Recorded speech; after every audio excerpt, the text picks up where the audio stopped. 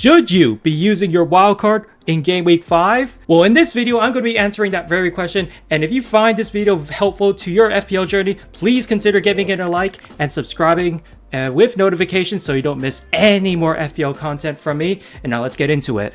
Well, the answer to that question is, well, it really depends. What does your team look like? I mean, if you take my team, for example, I don't feel like I need to use a wildcard because I feel like my team's been performing pretty well so far.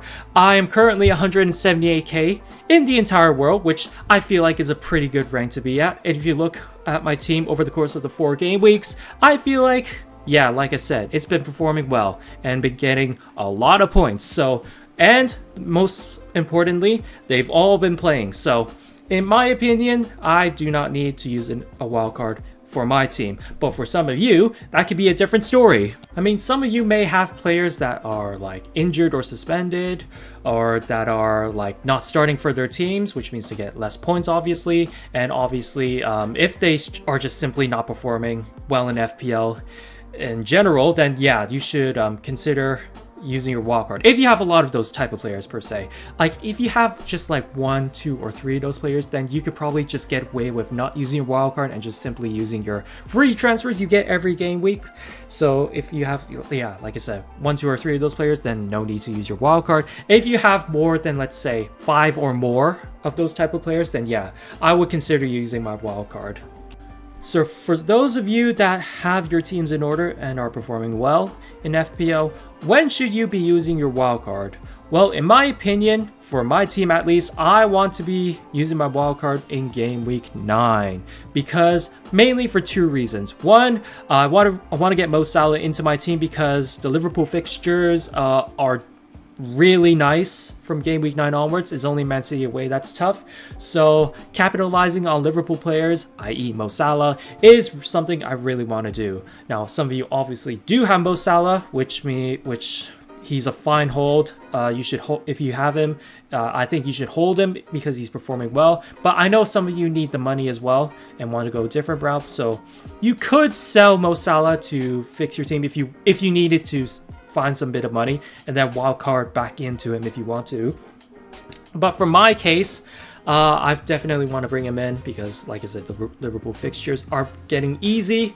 And secondly, the Chelsea fixtures are getting much more difficult from game week 9 onwards. I mean, look at this. It's all a sea of red, and it's something that, yeah, you definitely want to get out of if you have a lot of Chelsea players. I know a lot of you have Chelsea players. I know all of you probably have Chilwell, Sterling, Nicholas Jackson. Some of you may have Gusto as well.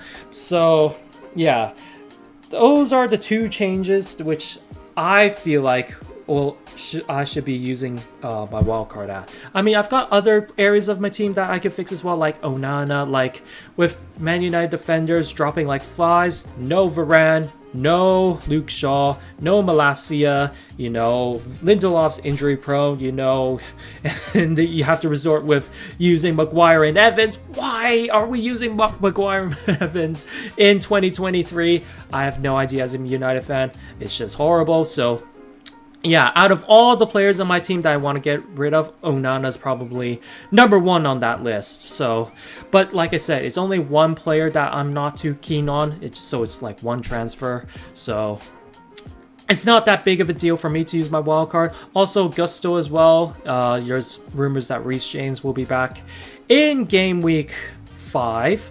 Well, by the time the international breaks over, so maybe I could do something there. But honestly, for my team, I'm really considering holding because, you know, maybe it's just to like get 2 transfers in the next game week.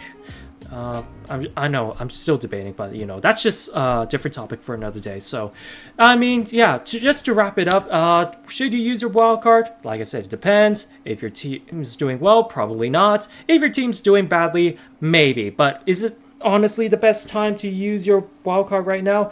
No, because remember, if you're using your wildcard right now, you need to hang on to your team pretty much for 14 game weeks until you get your second wildcard. So could you last 14 game weeks without taking major hits in your teams? No -4s, no -8s, no -12s. Can you be confident enough in your team to not make those hits, to not get yourself hits in those teams. So that's really up for you to decide. Let me know in comments down below what your decision is. Thank you all so much for watching. Like I said, if you found this video helpful, please leave a like, hit that subscribe button, hit those notifications so you don't miss any more FPL content from me. And until the next video, see ya!